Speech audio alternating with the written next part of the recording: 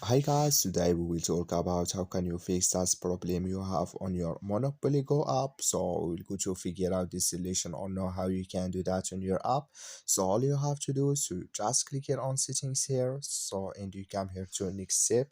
Then all you have to do now. So you just go down here and you click here on apps. So then and you come to next step here or apps list. Then you just go down here to looking for Monopoly Go here, so just keep going down to find it. So you click on your app, then it's going to take you to next step here. Then all you have to do now is to just click here on force stop and you click here on OK. So then you go down here, you click here on storage and you come to storage list. So you just click here on clear cache. Then all you have to do now is to just turn off your Wi-Fi and turn on it, then it's going to work with you.